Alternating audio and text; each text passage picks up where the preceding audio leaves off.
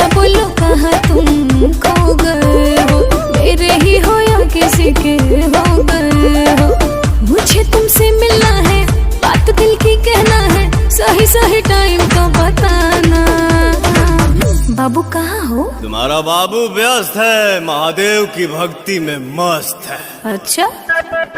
और सावन सुनो तुम नजर नहीं आना, तेरा बाबू हो चुका है महादेव का दीवाना। और सावन सुनो तुम नजर नहीं आना, तेरा बाबू हो चुका है महादेव का दीवाना।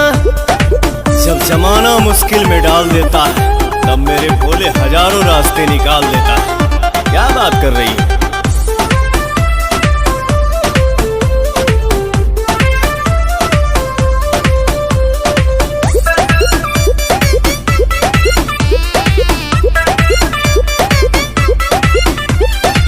ऐसन बोला के हो करे लका, 24 घंटा ध्यान धरे लका।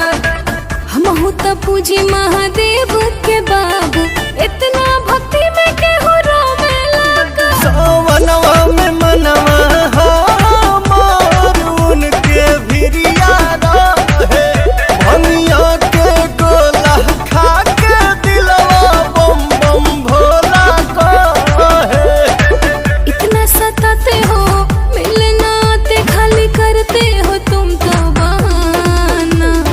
बाबू मिलो ना यार।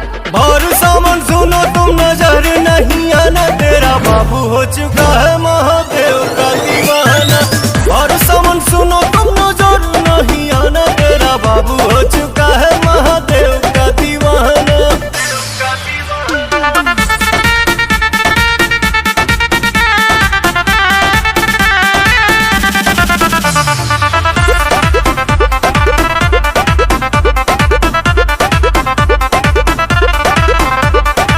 मिले के मन बड़ी करता हो, धीरज न दिल धन धरता हो। अच्छा। कतने दिन भइल देखला सुरतिया, तोहरा पवन रोवा जो रहता हो। मोह माया के नगरी से कुछ दिन ही दूर रहीला, पुछला बतिया अखिलेश से हम कुछ ना झूठ कहीला।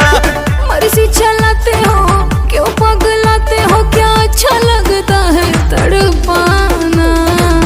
बाबू रांची भेजोगे क्या? और सावन सुनो तुम नजर नहीं आना, तेरा बाबू हो चुका है महादेव का दीवाना। अच्छा?